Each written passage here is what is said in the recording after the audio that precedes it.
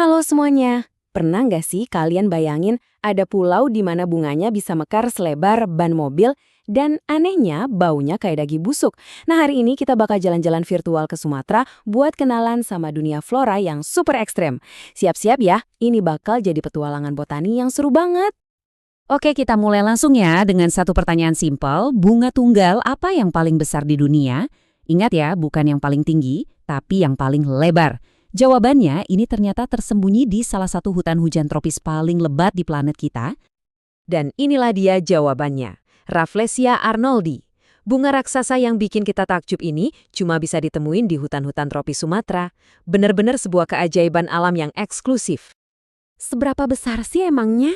Diameternya itu bisa sampai 1 meter penuh. Coba deh bayangin, itu lebih lebar dari ban mobil biasa. Wow, ini beneran rekor ukuran di dunia tumbuhan.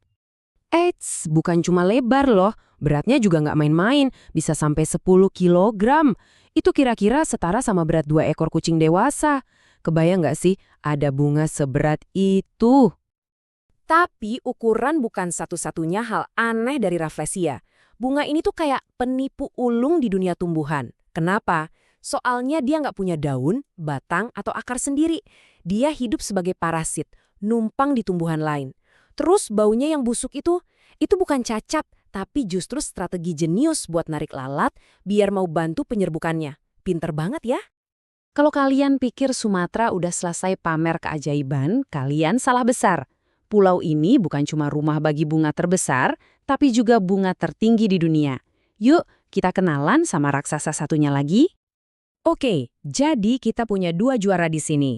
Di satu sisi ada Rafflesia, si juara kelebar. Di sisi lain ada Amorphopalus titanum, si juara tinggi yang bisa menjulang lebih dari 3 meter. Cara hidup mereka beda, satu parasit, satunya lagi tumbuh dari ubi. Tapi uniknya, alam ngasih mereka parfum yang sama. Aroma daging busuk yang menyengat buat manggil serangga penyerbuk yang sama. Aneh ya?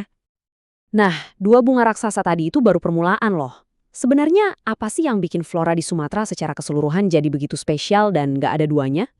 Jawabannya ada di skalanya yang luar biasa. Sumatera itu rumah bagi lebih dari 10.000 spesies tumbuhan. Ini adalah salah satu pusat keanekaragaman hayati terkaya di seluruh planet kita. Dan inilah yang bikin Sumatera jadi benar-benar unik. Dari ribuan spesies itu, 17%-nya itu endemik. Artinya, mereka nggak bisa ditemuin di tempat lain manapun di muka bumi. Mereka ini ibaratnya harta karun biologis eksklusif milik Sumatera. Jadi, endemik itu apaan sih?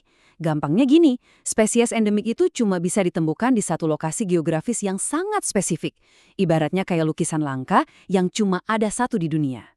Inilah yang bikin mereka sangat berharga, tapi sekaligus sangat rentan.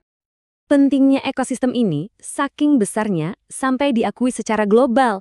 UNESCO bahkan menetapkannya sebagai situs warisan dunia. Ini bukan sekedar gelar, tapi ini adalah pengakuan dunia bahwa hutan hujan Sumatera itu aset yang tak ternilai bagi seluruh umat manusia. Keanekaragaman yang luar biasa ini kan nggak muncul gitu aja ya. Ini semua bisa terjadi berkat habitatnya yang sangat beragam. Yuk, kita jalan-jalan singkat dari rawa-rawa basah sampai ke puncak-puncak gunungnya. Perjalanan kita mulai di dataran rendah yang lembab, di bawah naungan pohon-pohon raksasa seperti meranti dan damar. Lalu kita masuk ke dunia lain, ke rawa gambut yang misterius, tempat tanaman karnivora kayak kantong semar berburu mangsa. Terakhir, kita naik ke dataran tinggi pegunungan Bukit Barisan yang sejuk, rumah bagi anggrek hitam Sumatera yang langka. 3 dunia yang sangat berbeda, semuanya ada dalam satu pulau.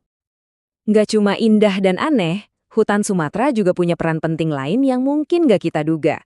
Hutan ini juga berfungsi sebagai apotek hidup bagi masyarakat yang tinggal di sana selama berabad-abad. Selama turun-temurun, pengetahuan tentang tanaman obat ini diwariskan. Contohnya, pasak bumi buat nambah stamina, pohon andalas buat meredakan demam, sampai daun jamu biji yang kita kenal buat masalah pencernaan.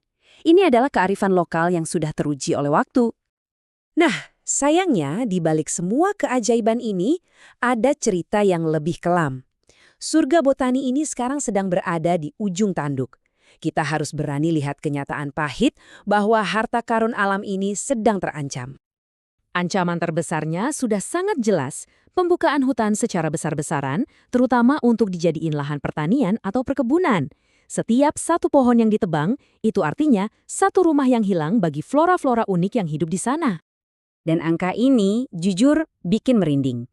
Seperti yang bisa kita lihat, hampir sepertiga atau 30% dari semua flora endemik Sumatera sekarang statusnya terancam. Bayangin, 1 dari setiap 3 tanaman unik ini berisiko hilang selamanya dari muka bumi. Ini adalah alarm darurat buat kita semua. Tapi, harapan itu belum padam. Ada upaya konservasi besar-besaran yang terus berjalan. 3 taman nasional utama, Kerinci Seblat, Gunung Leuser, dan Bukit Barisan Selatan berdiri sebagai benteng pertahanan terakhir, berjuang mati-matian untuk melindungi habitat-habitat vital ini. Jadi, kita tutup pembahasan ini dengan satu pertanyaan penting. Di tengah pertarungan antara pembangunan dan pelestarian, apakah kita bisa bertindak cukup cepat untuk menyelamatkan warisan alam yang tak tergantikan ini? Masa depan keajaiban Sumatera pada akhirnya ada di tangan kita semua.